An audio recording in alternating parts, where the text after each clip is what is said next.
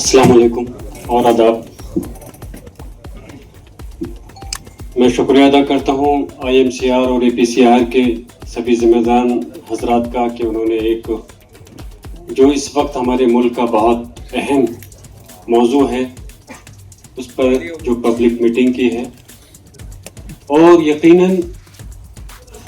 इस वक्त इस पूरे मुल्क के अंदर जगह जगह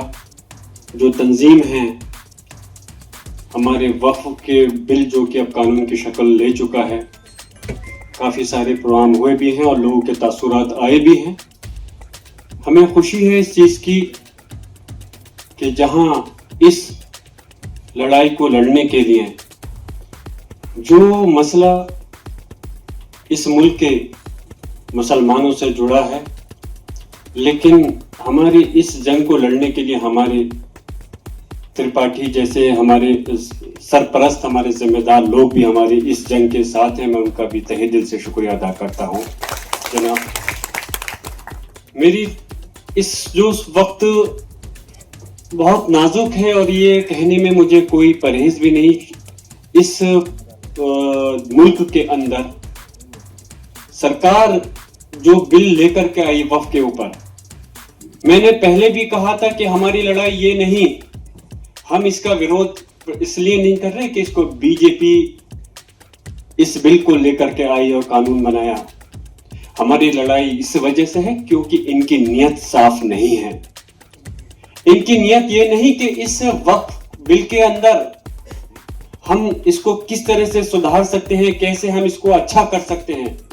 बल्कि इनकी नजर में और नीयत में इनकी जो खोट है, कहीं ना कहीं उसके अंदर बेईमानी है। और इस वजह से आज हम जगह जगह, अभी इसको आंदोलन तो नहीं कह सकते, लेकिन जो हम अपना मुजाहिरा कर रहे हैं वो उसकी एक अभी शुरुआत है। और ये हमारा कानूनी अधिकार है कि अगर कोई सरकार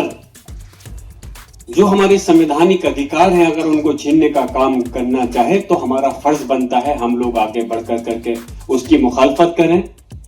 अगर हम उसकी मुखालफत नहीं करेंगे तो फिर मैं पूछना चाहता हूं इस मुल्क के अंदर जो संविधान है, फिर उसका मतलब क्या रह जाएगा। आज अगर आपको वाकई में इस वक्फ के में अगर आप चाहते थे ईमानदारी के साथ कि इसकी परेशानियों को, कमियों को दूर करें, तो मैंने कहा था हमारे जो जिम्मेदारान हैं उनसे बैठकर करके एक मीटिंग करते और उसके बाद में क्या परेशानियां हैं उस पर दूर करने के लिए उस पर आप कोशिश करते तो यकीनन हमारा भी साथ आपके साथ होता। लेकिन जिस तरह से इस बिल को जबरदस्ती ला करके रात के 2-2, ढाई बजे तक संसद को चलाकर, हमें इस चीज का मसला नहीं कि संसद को 2:30 बजे चलाया गया। अगर हमारी कौम के लिए या हमारे मुल्क के लिए 24 घंटे भी आप संसद को चलाओगे तो हम पूरी तरह से आपका साथ देने के लिए तैयार हैं। लेकिन इसलिए नहीं कि तुम हमारे अधिकारों को छीनने के लिए संसद का सत्र 2:30 बजे तक चलाओ और जबरदस्ती ऐसे बिल को कानून बना करके हमारे ऊपर थोपने का काम करते हो। जो हमारे इस देश की सबसे बड़ी अदालत माननीय सर्वोच्च न्यायालय के अंदर जब ये मामला गया तो मैंने भी फिक्रमंद होकर करके एक रिट दायर की। और पार्लियामेंट के अंदर भी मैं सिर्फ ये नहीं कह रहा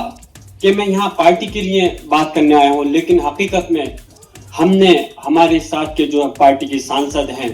समाजवादी पार्टी ने या और जो विपक्ष की पार्टियां हैं, मैं उनका भी शुक्रगुजार हूं, पूरी मजबूती के साथ में इस बिल का विरोध करने का काम किया था। लेकिन